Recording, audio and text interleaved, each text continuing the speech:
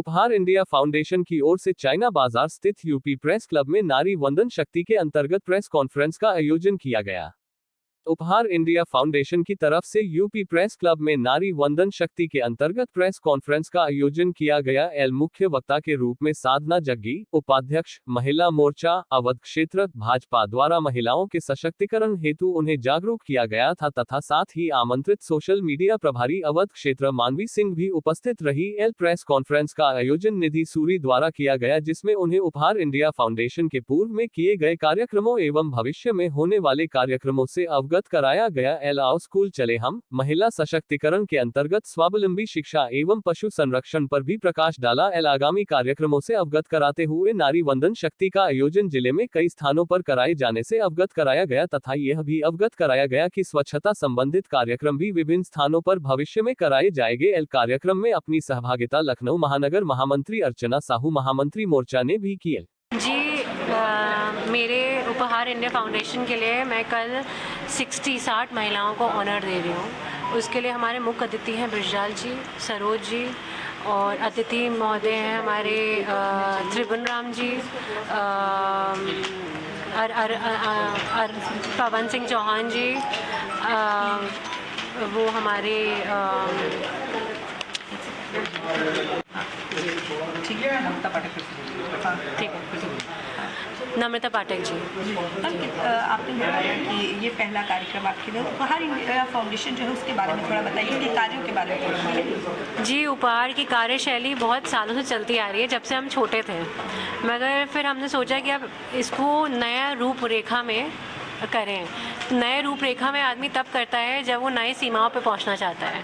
तो मैंने उपहार को हमें 4.5 साल हो गए, मैंने एनजीओ के रूप में उसको इन्वेंट किया और उसका जब रूप बदला तब हमें बहुत सी चीज़ें और देखने को मिली, जैसे कि चाइल्ड एजुकेशन, बच्चों को पढ़ाई शिक्षा देनी कितनी इम्पोर्टेंट है, महिला सशक्तिकरण, एनिमल्स के लिए जो इंजर्ड एनिमल्स हैं, जो बेचारे पीड़ित जानवर पड़े रहते हैं इधर उधर, उनके लिए मैंने सबके लिए एक प्लेटफॉर्म बनाया। उस प्लेटफॉर्म में मैंने सब चीज़ों को इक्वली करा।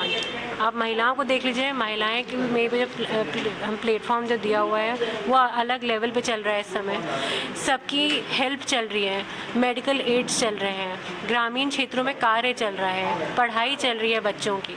ये सब चीज़ें बहुत मेरे ख्याल से बहुत इम्पॉर्टेंट हैं और इन सबको बहुत ज़्यादा सोच विचार से कार्य सबको करना चाहिए ये चीज़ों को देखते हुए। संयोजक राष्ट्रीय प्रशिक्षण अभियान सोशल मीडिया अवध क्षेत्र है। मैम, इस कार्यक्रम में आज आई है, आपको लगता है कि जो नारी वंदन शक्ति अधिनियम आया है उससे नारी की दशा बहुत ही आगे और अच्छी हो जाएगी और भाजपा द्वारा जो अगर कहा जाए सबसे अच्छा कदम है जो उठाया गया है नारियों के लिए? बिल्कुल सही बात है और मैं माननीय प्रधानमंत्री जी का हृदय के साथ धन्यवाद देना चाहती हूँ कि उन्होंने नारी शक्ति वंदन अधिनियम यानी कि 33% महिला बिल जो ये पास हुआ है उसमें महिलाओं की दशा और दिशा दोनों परिवर्तित होगी। उसका मूल कारण ये है कि अगर हम पहले की बात करते हैं कि महिलाओं की स्थिति, अगर इससे जो पिछली सरकार थी ना कभी महिलाओं के बारे में उन्होंने कभी सोचा, ना महिलाओं के सशक्तिकरण के बारे में बात की, ना महिलाओं को स्वावलंबन के बारे में सोचा, ना ही उन्हें आत्मनिर्भर बनाने के बारे में सोचा। उन्होंने स्वयं का विकास किया, ना कि समाज का, ना कि महिलाओं का। पर प्रधानमंत्री जी ने महिलाओं के विकास के लिए सबसे पहले वो ये बिल आज पास हुआ है, लेकिन बिल पास होने से पहले उज्ज्वला गैस योजना, महिलाओं का उन्होंने जो टीबी हो जाता था चूल्हा फूंकते फूंकते, न जाने कितनी तरह की महिलाओं को बीमारी, एक गांव में रहने वाली महिलाओं को जो बीमारियां हुआ करती थी, उज्ज्वला गैस जब उन्हें गैस मिली तो ये सारी बीमारी रुकी, उनको भी खाना बनाने में उनके लिए सहूलियत हुई।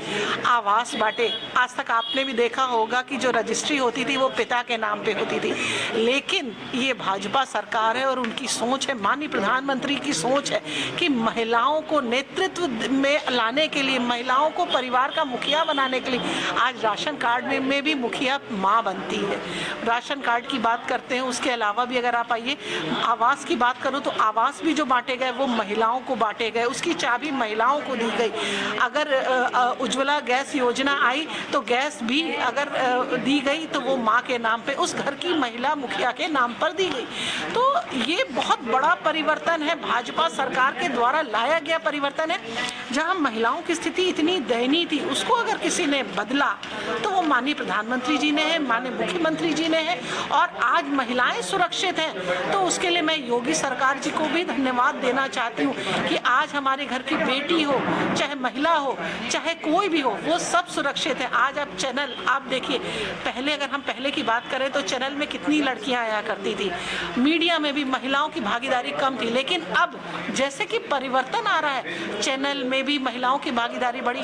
पायलट ये बिल्कुल माइंडसेट था कि पायलट हमेशा पुरुष होता था, लेकिन अब आज की तारीख में पायलट जो है वो एक महिला हो रही है। पर्वत पर जाने की बात हो, एवरेस्ट पे जाने की बात हो, तो वहाँ भी महिलाएं पहुँच रही हैं। तो एक समाज के एक छोटे तबके से लेकर समाज के बड़े तबके तक में परिवर्तन आया है और महिलाओं की भागीदारी बहुत ज़्यादा अधिक बढ़ी है, और इसके लिए मैं माननीय प्रधानमंत्री जी का तहे दिल से आभार व्यक्त करती हूँ। सोनिया पूरा परिचय देते हुए कल के कार्यक्रम के बारे में बताइए। उपहार इंडिया फाउंडेशन की तरफ से नारी वंदन की कार्यक्रम का कल आयोजन किया जाता है, उसके बारे में आज पूरा उसके बारे में जानकारी से पहले आप सबको दिवाली की हार्दिक शुभकामनाएं। मैं हूं मनीष पंडित और नारी वंदन शक्ति कार्यक्रम जो कि उपहार इंडिया फाउंडेशन के द्वारा आयोजित किया जा रहा है, कल मैं इसका संचालन करूंगा। इसमें मुख्य अतिथि के रूप में राज्यसभा सांसद माननीय बिजलाल जी और वरिष्ठ समाज सेविका माननीय सरयू प्रसाद जी होंगे। हमारे विशिष्ट अतिथि माननीय नमिता पाठक जी, माननीय MLC पवन सिंह चौहान जी, माननीय राज्य मंत्री असीम अरुण जी और विधायक त्रिभुवन राम जी होंगे। कार्यक्रम में लगभग 51 समाज सेवियों को सम्मानित किया जाएगा जो कि लखनऊ में निरंतर कई वर्षों से कार्य कर रहे हैं अपने अपने क्षेत्र में। तो समाज सेवियों का सम्मान है और नारी वंदन शक्ति यानी हमारे माननीय प्रधानमंत्री जी और माननीय मुख्यमंत्री जी के पद चिन्हों पर चलते हुए, जो कि हमारी आयोजक नीतीश श्री आहूजा जी इस बार उनको सम्मानित कर रही हैं, सभी महिला समाज सेवियों को। और उनके नारी वंदन शक्ति कार्यक्रम का मेन मोटिव ही यही है, महिला को सशक्त बनाना। Thank you. हमारे बीच में और मानवीय दीदी सोशल मीडिया से हमारे बीच में अतिथि के रूप में आप लोग सम्मिलित थे, और कार्यक्रम जो संयोजक हैं वो हमारे जी हैं, लेकिन जो प्रेस कॉन्फ्रेंस उसमें हमारे प्रधानमंत्री का जो नारी वंदन शक्ति जो मेन फोकस हमारे कार्यक्रम का है, उसमें अपने प्रधानमंत्री जी के लिए 2 लाइन कहेंगे। ऐसा देश का है रखवाला जिसने बंद कर दिया घोटाला, वो है मोदी चाय वाला भैया जान। ऐसा देश का है रखवाला जिसने बंद कर दिया घोटाला, वो है मोदी चाय वाला भैया जान। ये 2 लाइन जरूर आज हाँ, क्योंकि मैं 4 साल से जुड़ी हूँ उपहार से। उपहार ने वो काम किया है तो शायद वो धरातल पे मैंने पहली बार देखा है ऐसे NGO जो मैं अक्सर नहीं देखा है, जाति सब में हूँ, बट जो काम उपहार ने किया। आपको पता होगा कोरोना काल में बहुत सारी जो इंजीनियर वगैरह थे जो प्राइवेट जॉब में थे, उनकी जॉब चली गई थी, जो अच्छी सैलरी पे थे, और वो अच्छे बड़े कॉलेज वाला स्कूल में पढ़ा रहे थे, CMS जैसे स्कूल में पढ़ा रहे थे। तो कुछ ऐसे 15 पेरेंट्स ऐसे थे जिसकी जॉब चली गई थी, उनकी फीस नहीं जमा हो पा रही थी। तो उन पेरेंट्स की रिक्वेस्ट आई थी हम लोगों के पास कि हम लोग तो अपने बच्चों को हटाना पड़ेगा क्योंकि आधी पढ़ाई करी, आधी की फीस नहीं है।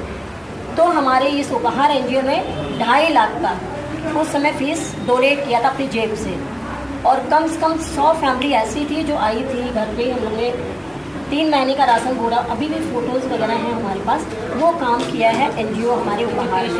एजुकेशन के लिए स्कूल चले हमने खरगापुर में बहुत सारे ऐसे एरिया है जहाँ पे काम किए। 1000-2000 बैग थे, कितने ऐसे ही बैग थे, और ये पूरा कमरा भरा रहता था बैग से। तो हम लोग ग्रुप बैग पैक करके भेजा। ये काम हमारे उपहार ने किया। आने वाले टाइम में अब हम लोग नारी पे काम करने जा रहे हैं। जो नारी सिलाई मशीन या एजुकेशन में आना चाहती है उनको हम लोग साक्षरता और उनको इंडिपेंडेंट बनाने की कोशिश करेंगे।